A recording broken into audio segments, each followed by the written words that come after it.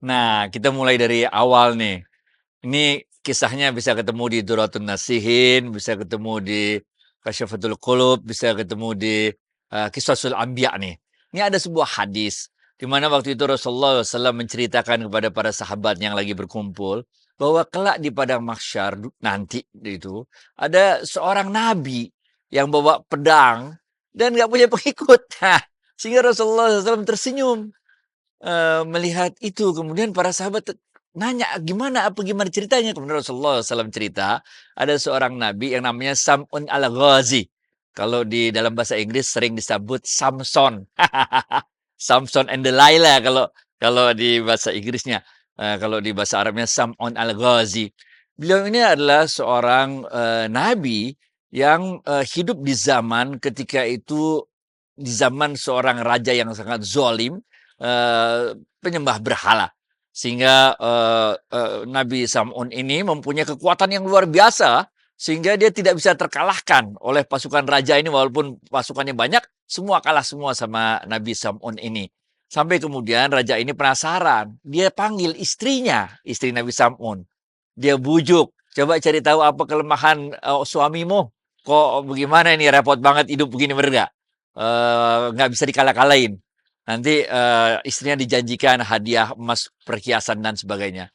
Akhirnya istrinya tanya kepada suaminya, dibujuk-bujuk segala macam, ketahuanlah ternyata rahasianya, kekuatannya berada pada rambut, Nabi Sam'un tersebut.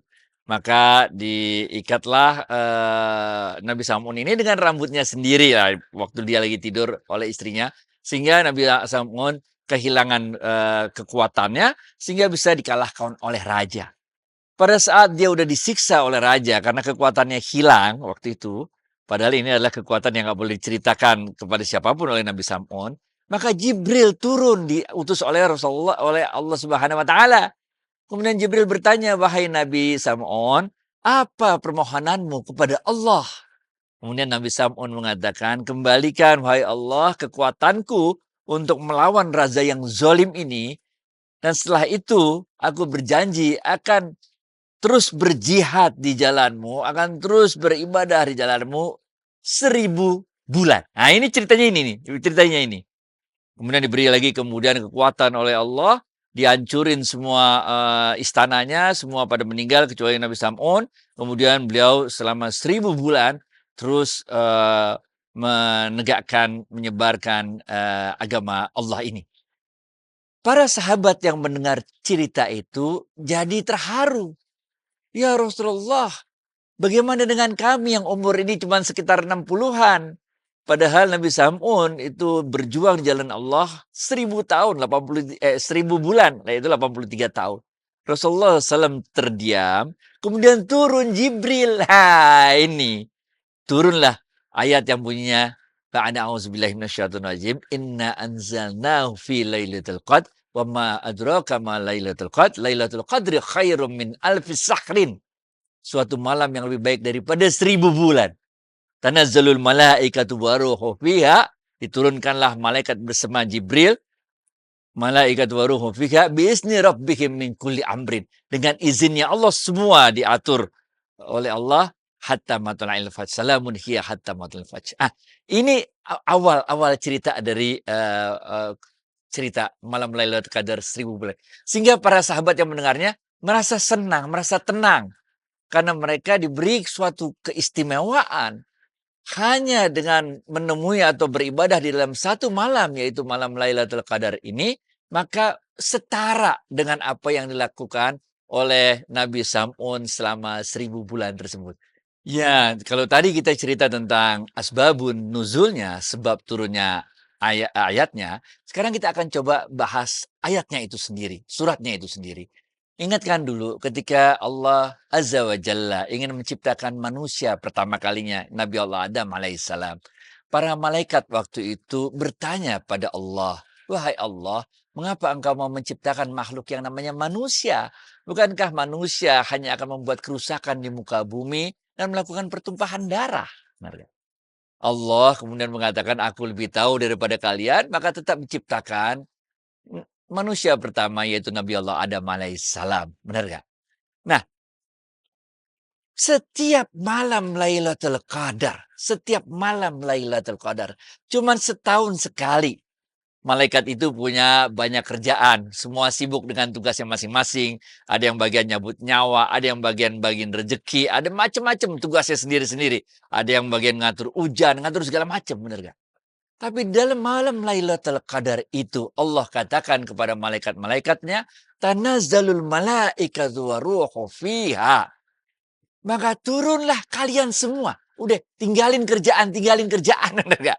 Tinggalin kerjaan, kalian semua turun ke langit dunia bersama dengan Jibril.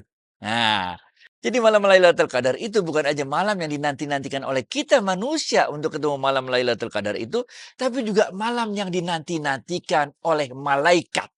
Saking banyaknya malaikat yang turun, maka disebutnya malam Lailatul Qadar, malam berhimpit-himpitan. Karena malaikat itu sampai himpit-himpitan. Malaikat akan punya sayap gede gitu kan.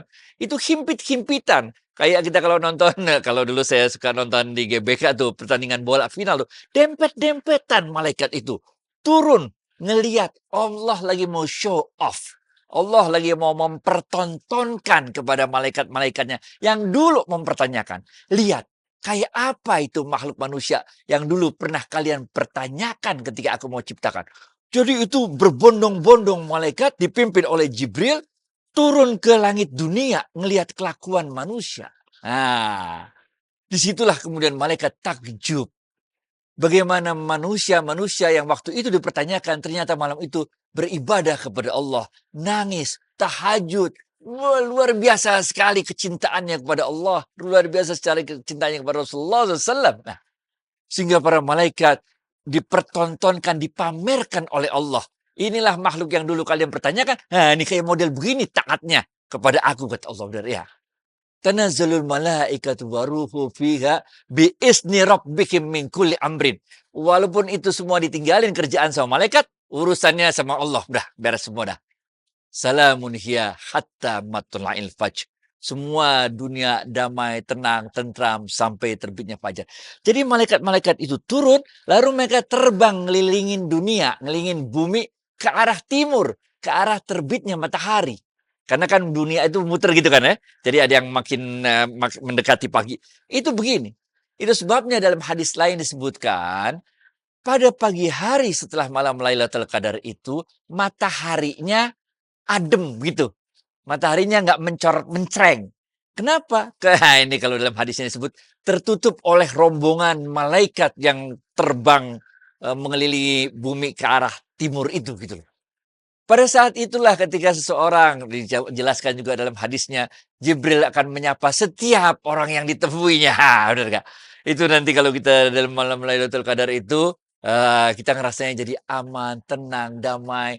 Bahkan kalau orang-orang yang punya ruhnya itu bersih, kadang-kadang mereka bisa ngelihat bahwa pohon-pohon, tanaman-tanaman, sujud dan sebagainya dalam artian pandangan ruhiyah ya, bukan dalam artian secara fisik sujud kayak begitu ya. Karena sujud artinya kan tunduk, tunduk artinya itu ya seperti itu.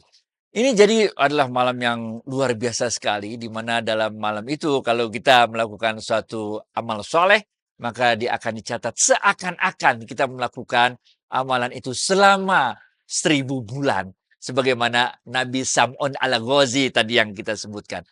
Jadi ini memang suatu malam yang luar biasa sekali.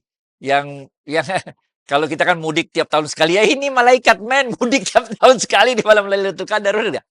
Kapan itu kejadiannya? 10 hari terakhir bulan Ramadan. Dalam hadis lain diriwayatkan melalui Aisyah radhiyallahu anha. Disebutkan dalam malam-malam ganjil di 10 malam terakhir. Nah, tapi orang Indonesia cerdas, men. Orang Indonesia cerdas. Karena kita Ramadannya mulainya beda, jadi tiap hari ganjil. Gelo gak, gelo gak. Orang Indonesia ada-ada aja ada ilmunya, bener gak? Karena kita mulainya kan beda tuh. Jadi yang ganjil jadi genap, genap jadi ganjil. Akhirnya seluruh hari jadi ganjil. Udah, pokoknya manfaatin bener-bener supaya ketemu sama malam Lailatul Qadar. Waalaikumsalam warahmatullahi wabarakatuh. Thank you.